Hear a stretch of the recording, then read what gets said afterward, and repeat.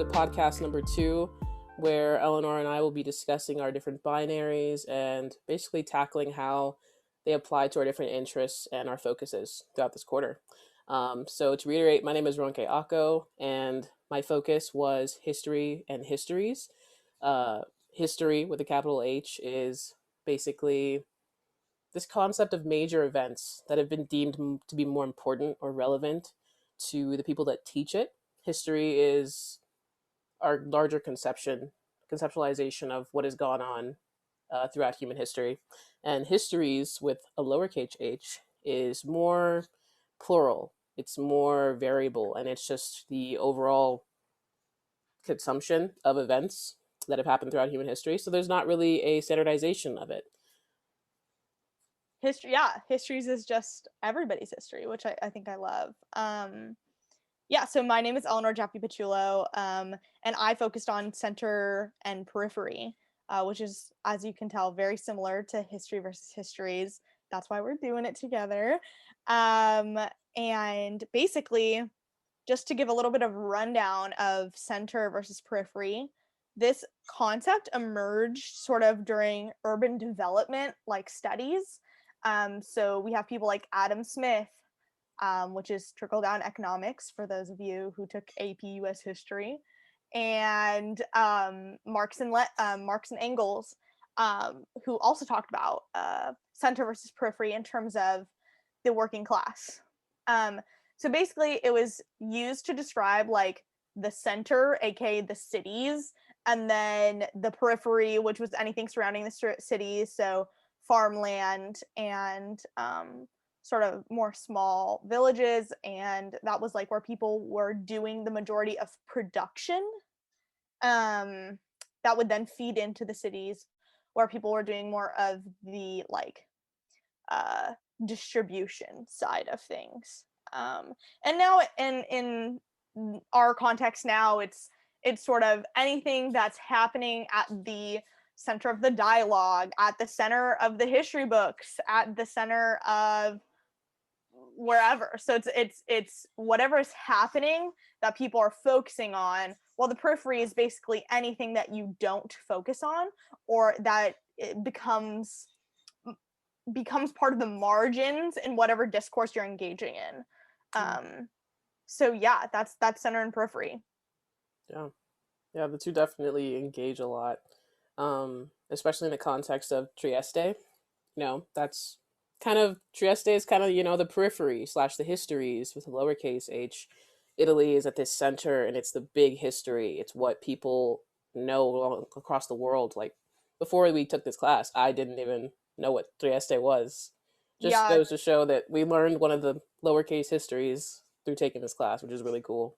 No, for sure. And I feel like Trieste is minor literature, and I know that you've done work on minority artists, but we have been studying these minor literary figures, and I think this conversation has come up so many times.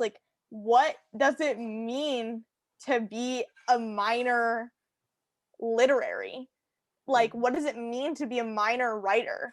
And I guess to answer my question, with my idea in terms of center and periphery, is that a minor voice, a minor literary figure is not minor in any way, right? Other than the fact that they are on the periphery of whatever literary canon is popular at the moment, or whatever is canonized. So it's anybody that isn't part of the canon. It's anybody that's on the periphery, while the canon would be at the center. I don't know, for example, Great Gatsby. Every school, we're all reading it. That would be at the center.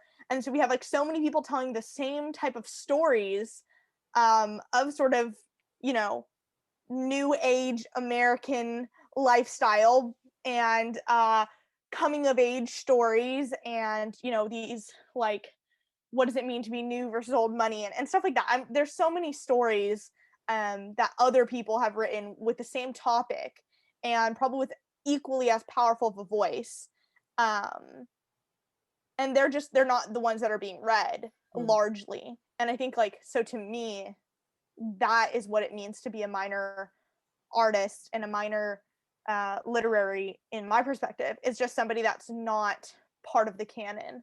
How about you? How would you conceptualize what it means to be a minor literary or a minor artist? I think with my perspective being, like you said, like minority artists, minority singer songwriters, that's how I would perceive this whole concept of a minority voice. It really is, like you said, being not any less important of a voice, like not actually being less important, but being sort of depicted as less important because your work isn't showcased as much. Because maybe you don't feed into this like mainstream voice or this mainstream culture, and you're kind of outside of the norm or outside of what's deemed cool, beautiful, all of these things. So, for instance, I think Tracy Chapman, who is a really big person in my research and just in my life, is someone I would consider a minority artist, but she was very, very big during her time. She's very well known these days, except I guess not as much amongst our age group. But she was huge, playing arenas and stuff. But she's still a minority artist because if you ask someone to name singer songwriters, to me, she should be in that conversation, but she probably isn't. They'll probably name people like Joni Mitchell, Bob Dylan. You know, there's this mainstream conceptualization of a singer songwriter because they fit all these tropes. But because Tracy Chapman is a minority, literally as a black woman, she is considered a minority artist, even though her voice is not less important. And she also shares some of these same tropes and characteristics that other singer songwriters do, but she's still considered minority voice. Um, so that's how I kind of conceive of this notion of a minority voice. And it was cool that you brought up these books that we studied in high school. Because I think about Night by Elie Wiesel. Um, that was about Holocaust experiences during World War II. And then you get a book like Necropolis that we have in this class, which is sort of, in a way, Night is at the center and Necropolis is at the periphery, right? And that's crazy to think about because I never heard about a book like Necropolis, but Night was so, I don't know, it was the history with a capital H, right? It's how you know the Holocaust. Then what Boris Pahor interjects is histories and kind of tells you that Slovenians also went through this similar thing. Right. And I think it's super interesting how we get used to this one voice. And we get used to that voice that's at the center. And like I think it's weird that we all have just accepted, or not all. I shouldn't really say that. We haven't accepted, but like, the our school systems in America have accepted that, you know, these books, these voices, that's it, that covers it, and that's your sole introduction to a lot of these themes. And I don't know how one could get a full picture while only reading those specific stories, those specific voices. um Hmm. you need that interjection of the histories. You need like that day-to-day life, like reading a peasant's diary in, the feudal system would probably tell us a lot more than just talking about the kings and queens, right? Like that was literally one person out of the entire country. Yes, So it's like you can't understand a time, a struggle. You can't understand that without getting into the particular. absolutely agree. That that just brings the question to mind to me, bringing it to the country we live in, right? The United States. What do you think the relationship is between the center and periphery in the US? Like you said, like you don't really get a full picture if you're just focused on this quote unquote center, right? So like what do you think the relationship is in the United States and how do you think it applies to perhaps it could be like a geographical sense or just like flow of information. Like what do you think about this relationship between the center and periphery in the States? Yeah, it's a great question. I think in terms of the flow of information is a really interesting way to look at it. I guess I visualize the center of America not as a geographical center, but DC. Mm, And then like maybe New York and LA. Like I view our we we have a lot of issues because we sort of have skipped over a lot of the country. We have like that, what is it called? Like bi-coastal power Yeah. structure or something like that. I don't really remember the name, but like we have coastal power and coastal sort of economic centers. And then there's this whole mass of people in the middle who are like struggling in terms of the flow of information, in terms of progress, in terms of changing their economic system to like keep up with the times. And then you have this huge fraction in our country, this huge fault that is like dividing these masses of people who seemingly have just completely different understandings of the world. And then that makes me question my earlier statement because I'm thinking about education in, say, Arkansas. I'm sure it's 100% different than where I grew up in Long Beach. And we were just saying, like, oh, we all read this, we all read that. We all read the same things, but who's interpreting the information for us? True. And like, I think that's histories, right? That's like the way you're interpreting events, the way they happen to you is histories versus history is the event that's Right. happening, right? So like we're all reading these same things, we're all going through I don't know, the presidential elections, we're all going through COVID, we're all going through um large mass shootings, like we're all going through the same thing, or we're all hearing about the same thing, but then the way we're interpreting it and living it and feeling it is all so different, to the point where I feel like we can't even reconcile our differences in this country. Well, that's a really good. I'm glad you pointed that out. It does kind of challenge this binary we're talking about, right? Of history with a capital H versus histories.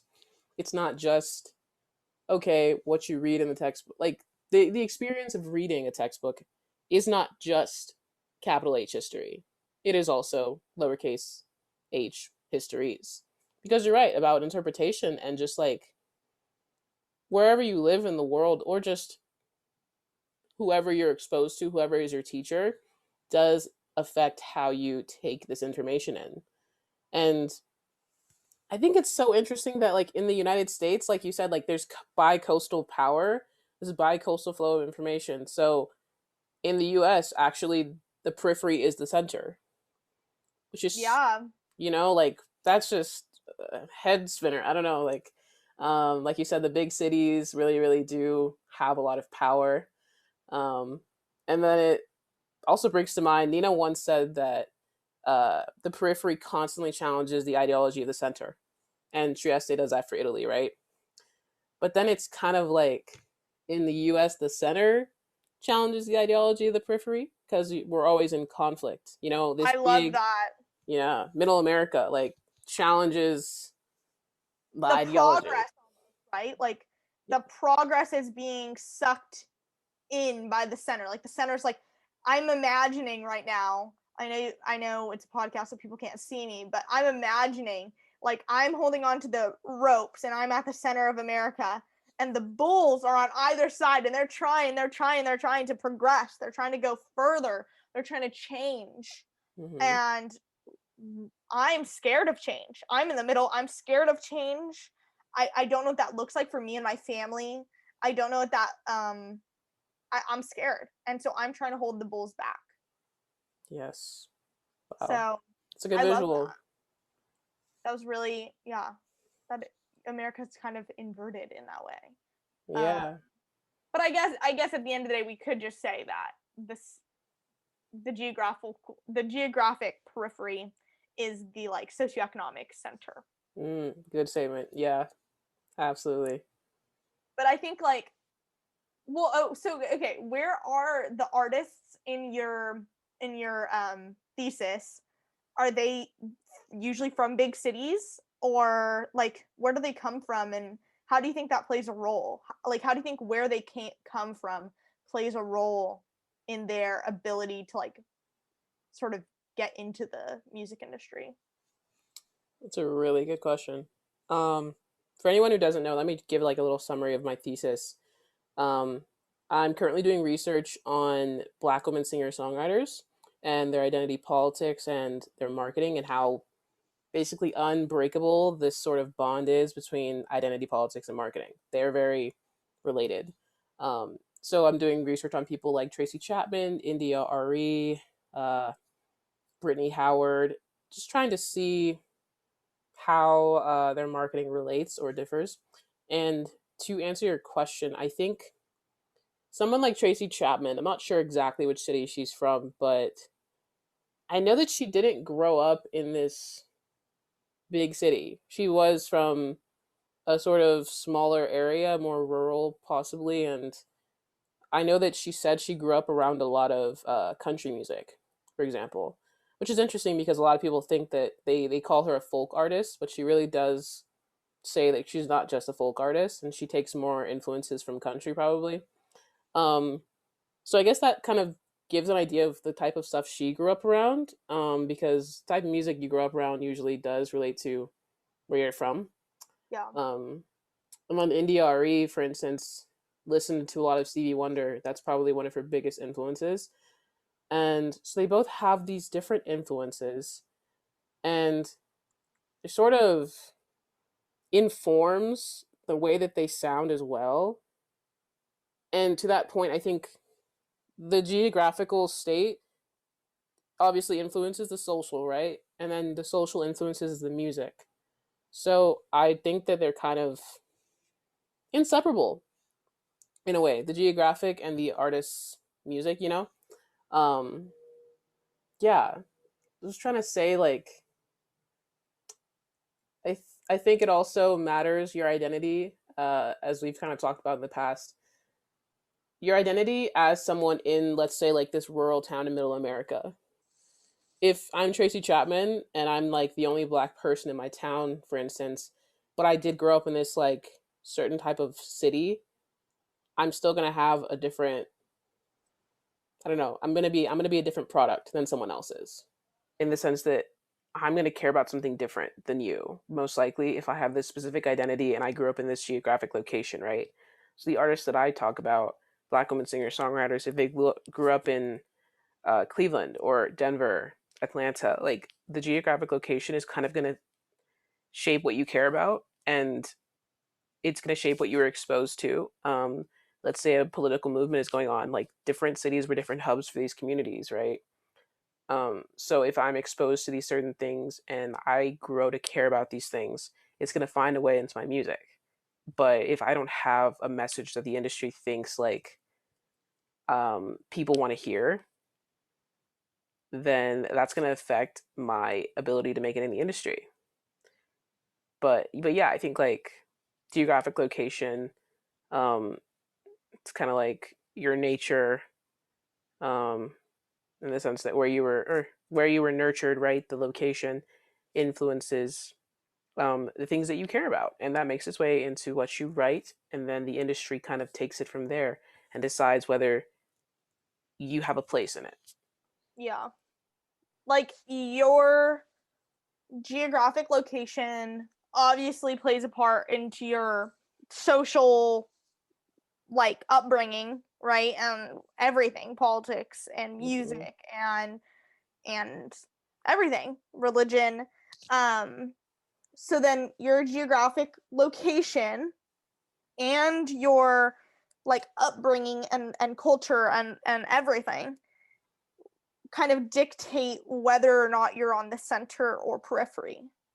Yeah. Like, and I think that is Pahor, right? He grew up in Trieste as a Slovenian. Like, he did not choose to be on the periphery, right? Like, it wasn't a chosen identity. It's like if you grow up in middle of America as a black person, you're on the periphery. You just Mm. are. It's not like a active choice. And Pahor too, like he was a Slovenian, growing up as a minority in Trieste, and then Trieste is already on the periphery of Italy and Italianness. So then it's just like compounding for him the his conceptualization of self as somebody on a border, as somebody with bordered identities. Mm-hmm. Yeah. The just like this, like the concept of bordered identities. I think I'm just stuck on this center versus periphery thing. And what do you think? I guess addressing your focus. What would you say, or who would you say is at the center of the narrative about the people of Corsica? Oh, okay, yeah. Um, Or I Thanks for guess, the yeah. question. I I would say that the center of the conversation about Corsica is France and Italy.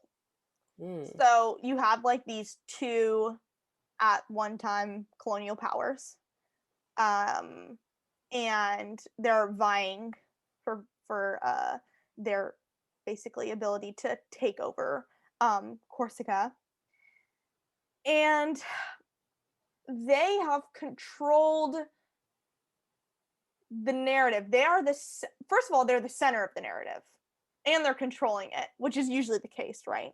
The mm-hmm. center is at the center and controlling the narrative. Um, but Corsica has always been this sort of Wild West equivalent in France. Like they're like the backward people, and sort of degrading to the Corsican people, and they're lawless. So it really is. I would say like the best equivalent is like Wild West in America, and they have used and abused Corsicans in a sense that like their land is used, they're taxed, they've been used as a naval base. I mean, sorry, as a air air force base by the Americans. The France let America use Corsica as an air base during World War II. Mm, Um, Actually, it was right next to where my house is there. So yeah, there's a bunch of American GIs in Corsica during World War II, using it as a little base and bringing the war to Corsica, basically, because Corsica wasn't really, invested as Corsicans themselves. Rather, they were invested as Frenchmen, which a lot of them don't consider themselves French. And mm, so I would say, like, the center of the narrative is France, it is Italy. It's sort of their back and forth. Corsica is only ever talked about as a pawn. They never get their own history, wow. lowercase h, and they're never a part of big H history in a real and meaningful way. And I think that's damaging to the community, and I mean their sense of self as a Corsican identity has been like just like Trieste, right?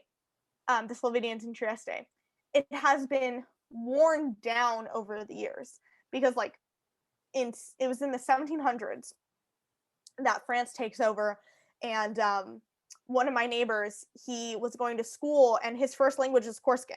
So he's like 80 years old. And so people only at like basically 80 years old, I would say 70-year-old and older, maybe even 65, but probably 70. Okay. For the purposes of, just clarity, conciseness, let's say 70, because I know for sure 70 and over, it might be a little bit younger. I'll just leave it at that. But 70 and older, those people, their first language, their native language is Corsican.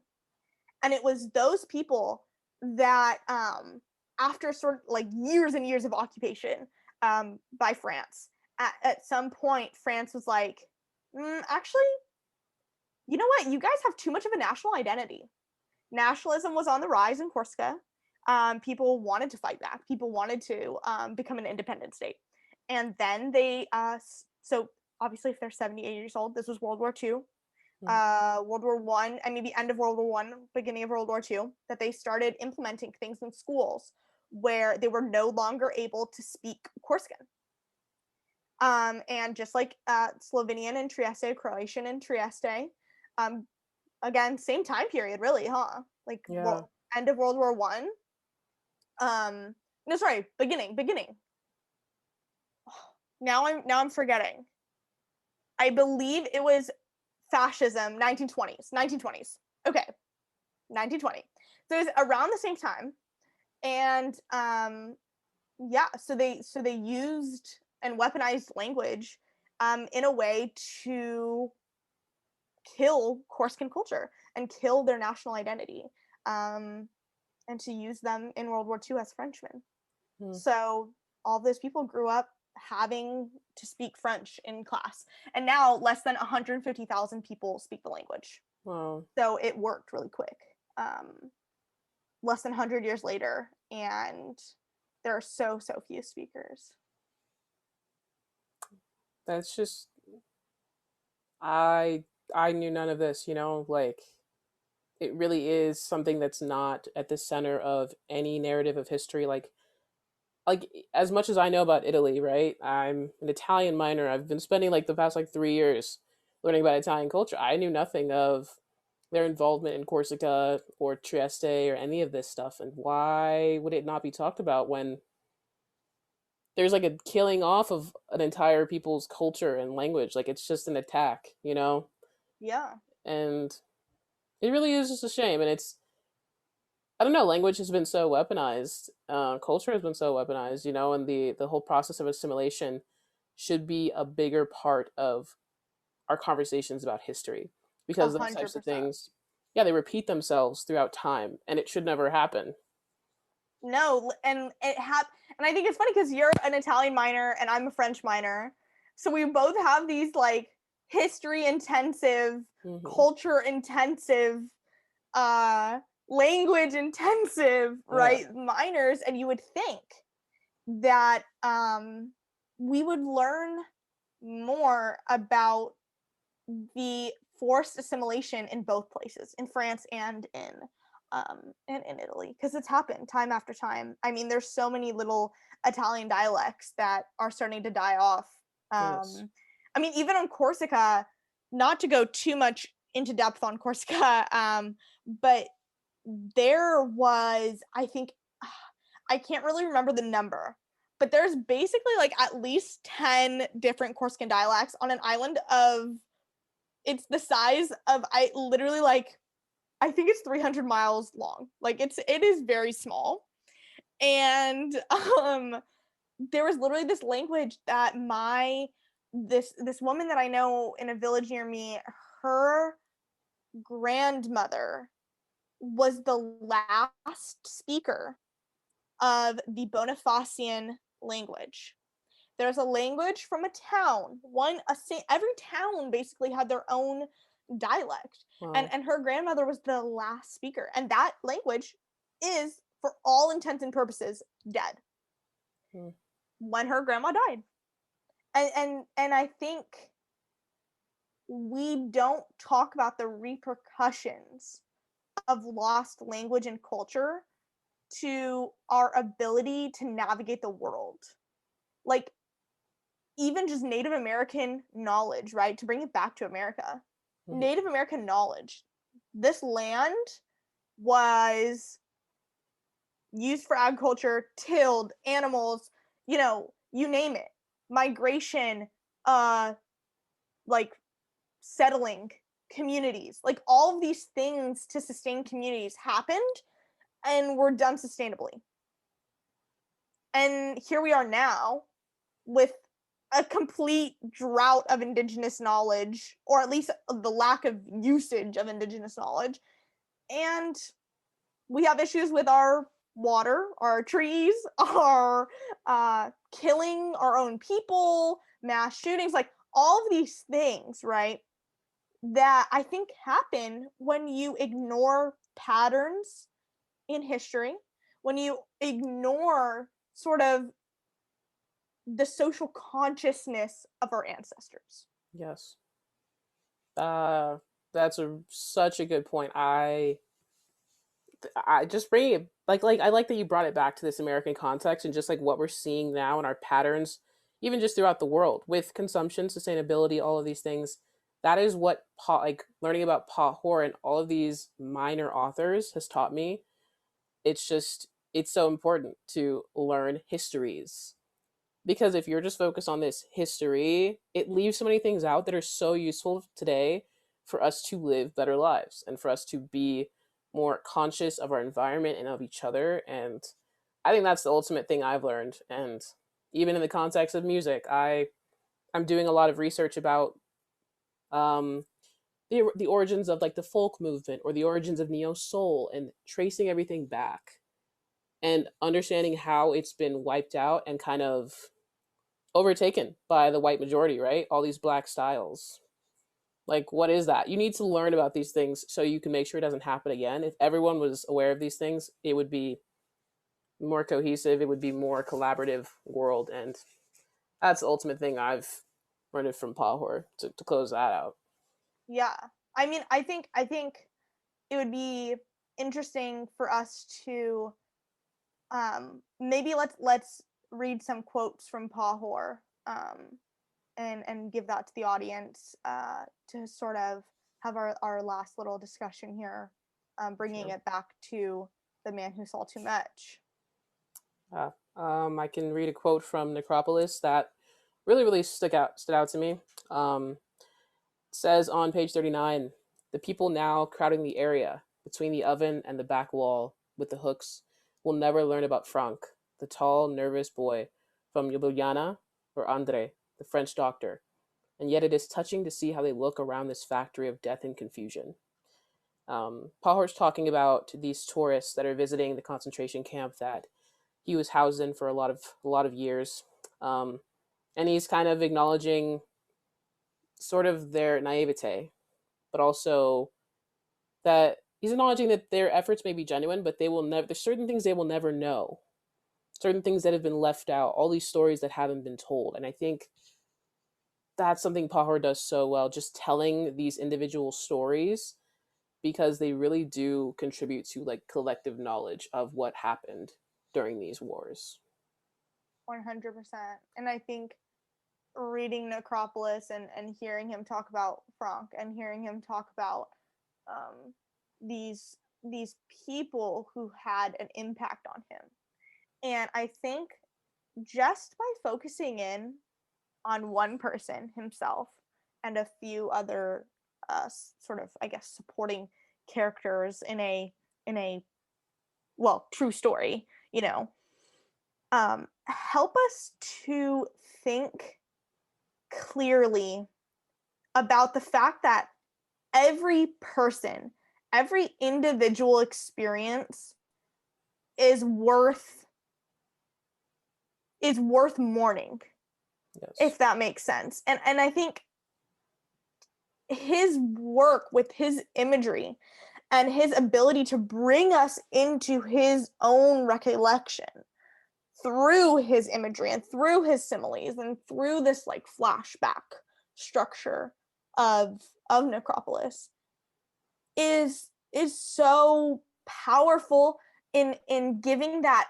It's almost like a personal connection that you wouldn't get if you just read, I don't know, if you just read like what the Holocaust was. You Mm-hmm. wouldn't get that personal connection, and he's so amazing at creating those personal connections.